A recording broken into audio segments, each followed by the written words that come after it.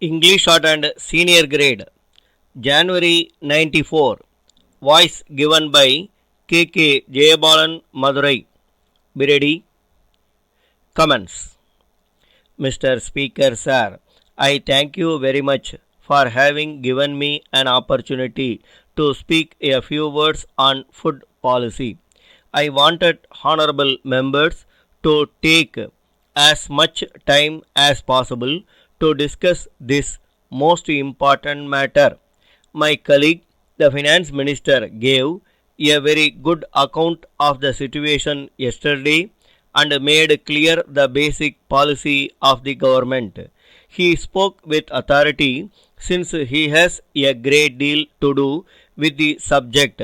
Yet I want to say a few words because recently there has been some confusion in the public mind and many things have been said which appear to me to have no justification at all.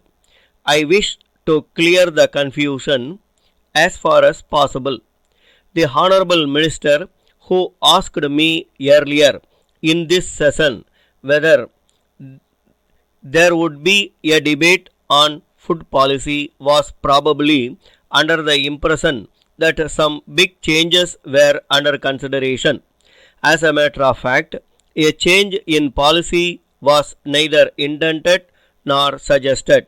Certain minor changes are certainly contemplated, but they have nothing to do with the basic policy of the government has attempted to follow in future. I am sure the House will realize that during the last few years, the Food Ministry has had to face very difficult problems. The government and the cabinet have, of course, shared to some extent in carrying the burdens of the Food Ministry. I am not denying that we have made mistakes, but we have also endeavored to profit by them. It must be considered that the food situation in the country, which was difficult for a long time, has now considerably eased. Although other factors have contributed to the improvement, I think we are justified in saying that the present favorable situation is to some extent the result of government policy also. In this connection, I would like to pay my tribute to my colleague, the Food Minister, who has approached the very difficult and complicated subject of food with an energy and an awareness which I think have produced certain positive results all over the country. In a debate of this kind, it is natural that honorable members should more concerned with the situation in their particular state or area, and it is right that they should do so. Nevertheless, the most important thing is that we keep in view India and her food problem as a whole, and at the same time remember our basic policy.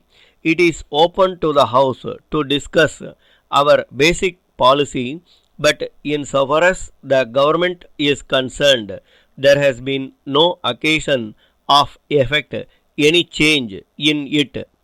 And as far as we can see, no such occasion is likely to arise. I can only add that our basic approach will remain unchanged even though the food position is much brighter. The finance minister pointed out the close relationship between the food question and planning.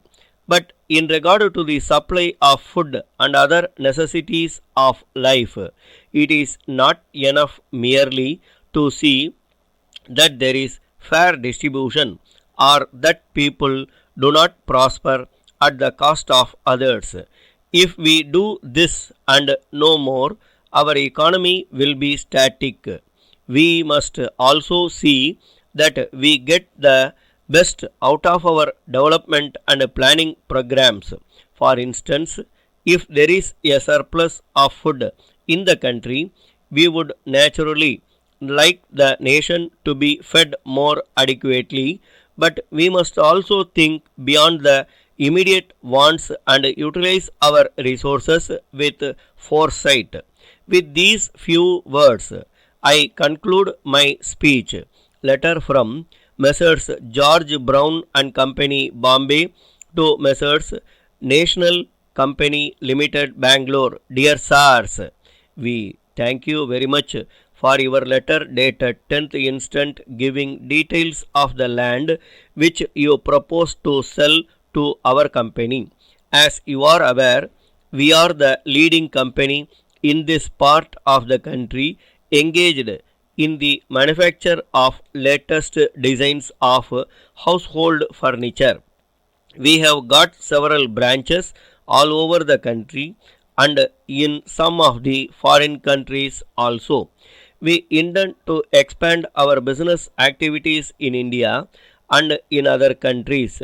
With this in view, we are on the lookout for a suitable land in the important business areas of your city for locating our showroom. We see from your letter that the land you propose to sell is situated in Mahatma Gandhi Road and is acceptable to us. Our engineer will be visiting Bangalore in the course of the next few days for the purpose of valuation of the property. As you are aware, any proposal for the purchase of property by our company has to be placed before our board of directors for its approval. The next meeting of the board is fixed for 21st of next month, by which time we hope to be able to take a decision in the matter. The decision taken by our board will be duly communicated to you immediately thereafter. Yours faithfully. Stop.